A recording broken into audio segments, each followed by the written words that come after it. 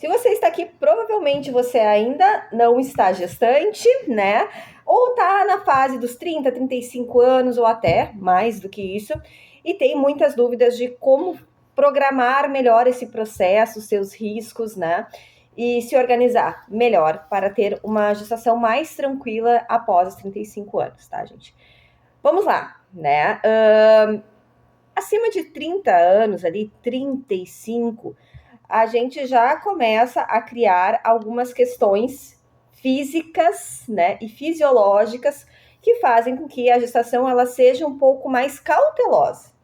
Não necessariamente vai ser uma gestação difícil, mas é sim uma gestação com um pouco mais de risco. Por isso que é importante a gente ter muito claro uma organização, que é o que eu vou passar aqui, que foi o que eu busquei, o que eu pesquisei muito, né, para ter uma gestação mais tranquila. Não foi tão tranquila quanto eu gostaria, mas os passos que eu fiz, eu faria todos de novo, não teria algo diferente para fazer, tá?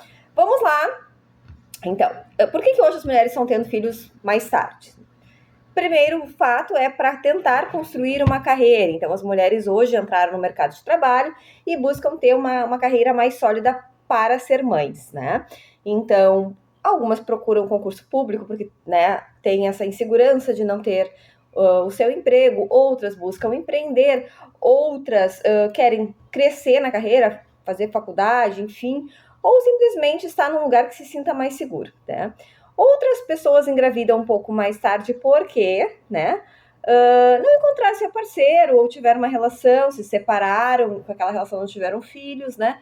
E agora, com os 35, se sentem preparadas, né? Aqui eu tô falando um pouco mais daquela pessoa que não teve filhos, tá, gente? Mas serve para qualquer pessoa. Se você teve com 20 anos um filho e hoje quer ter com 35 e quer se organizar, também serve, tá? Vamos lá. Por que as mulheres estão tendo filho mais cedo? Também pela questão da maturidade emocional, né? O relógio biológico vai chegando e esse desejo de ser mãe ou não, né? Esse desejo materno, ele vai se consolidando. E a mulher, ela começa a pensar, não, se não for agora, começa a ficar mais difícil. E começa mesmo, tá, gente? A nossa fertilidade, ela reduz ao longo dos anos, tá? Então, assim, uma mulher com 25 anos, ela tem ali uma probabilidade, a gente tá falando probabilidade, tá, gente? De engravidar, né? Uma média de mais ou menos, tá? 75%, tá? Quando a gente passa ali com 26 a 30 anos, né? A gente tem ali uma probabilidade em um ano, tá? A gente tá falando em um ano, de 65%, de 31 a 35, 50%, e de 36 a 40 anos, 12% ao ano, tá? Tem outras estatísticas que falam, né, ali entre 15%, né, que era que eu seguia mais ou menos. Mas a gente também tem um outro índice que não é legal, que da mesma maneira que se torna um pouco mais difícil a gente engravidar com o passar do tempo, o alto nível de abortos, ele aumenta também. Então, a gente tem mais probabilidade de perder esse feto do que de gerar. A probabilidade ali de uma perda espontânea com 35 anos, ela gera em 25%, tá?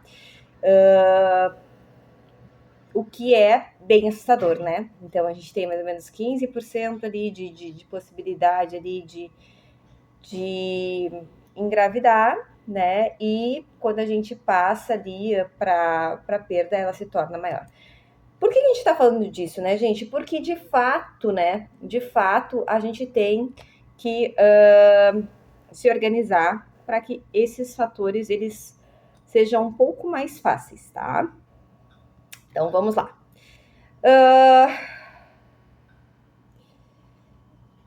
O que tem que se fazer primeiramente para ter uma gestação saudável? O que é muito importante, que eu acho que foi o diferencial, é fazer um pré-diagnóstico antes de sustentar, que se chama exames pré-gestacionais. Então, tu vai a um gineco. Geralmente eu aconselho 6 meses antes da tentativa, porque o médico vai fazer todos os exames, e eu vou listar aqui uns exames que são muito importantes. Se o ginecologista não te pedir, fique atento, porque tem que ter, tá? O primeiro deles, que eu acho muito importante, é o controle de ovulação, tá? Você faz o exame de sangue e também um exame de ultrassom, tá? O outro é o da tireoide, que é muito importante. Diabetes também, tá? Todos esses fatores, eles podem dificultar você a ter uma gestação, tá? Beleza, Priscila, fiz os meus exames, além de todos os exames sexualmente transmissíveis e todos os exames normais, né? Beleza, ok, vou começar a engravidar. O médico, ele vai te aconselhar ali, vou tentar começar as tentativas, né? Te aconselhar ácido fólico antes da tentativa, então 6 meses antes, 3 meses antes. Por quê? Quando a gente engravida, já temos que ter uma reserva de ácido fólico, né, que é o metifolato, para que desenvolva melhor o desenvolvimento neural da criança. Então, tem que fazer esses exames e tomar o ácido fólico. Geralmente, eu não posso falar marcas aqui, tá? Mas ele gira aí na média de R$100, tá? Então, tem que te organizar ali, porque tu vai ter uma despesa de 100, R$120 por mês, porque eles são específicos, tá? O que mais que precisa fazer, Priscila? Se você puder buscar um nutricionista, também é bom, tá? Eu, particularmente, eu não busquei, mas eu pesquisei muito. Então, eu aconselho vocês pesquisarem também.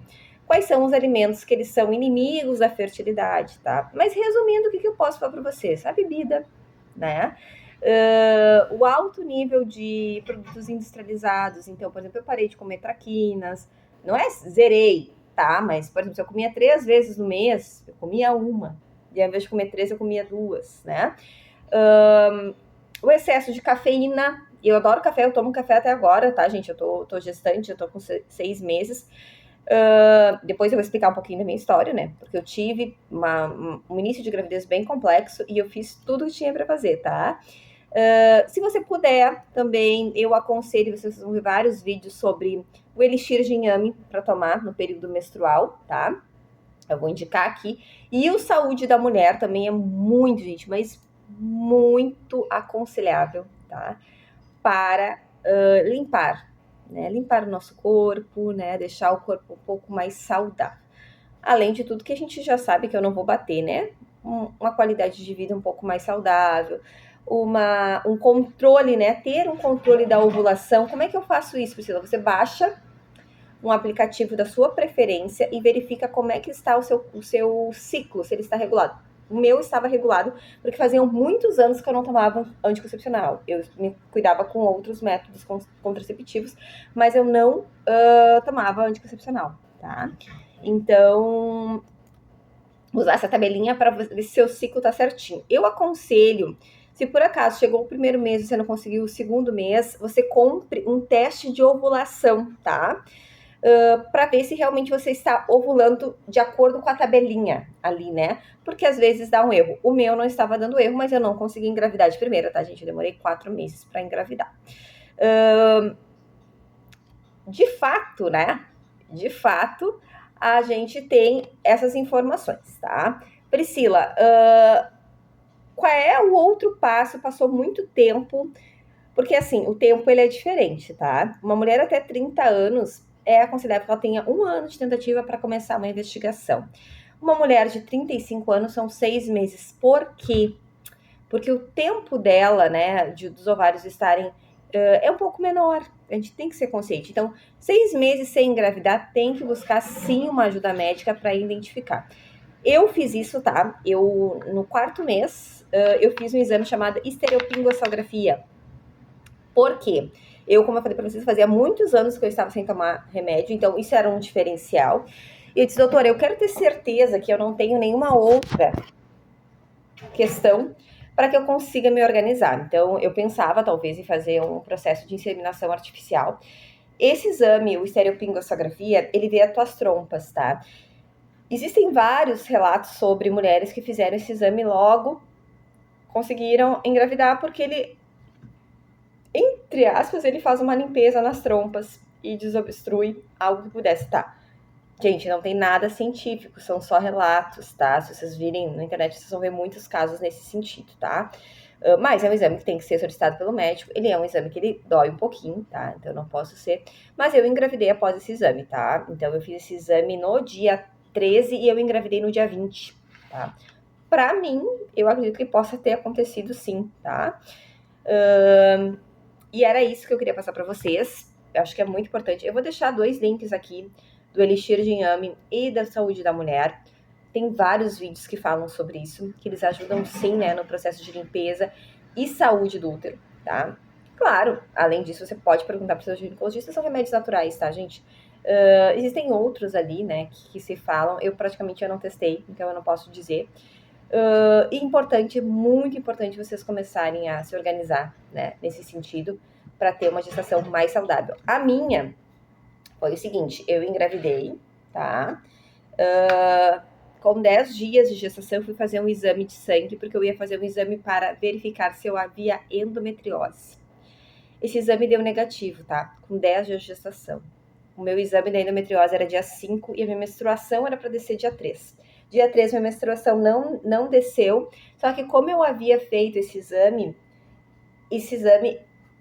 fala que em alguns momentos pode sim atrasar o ciclo menstrual.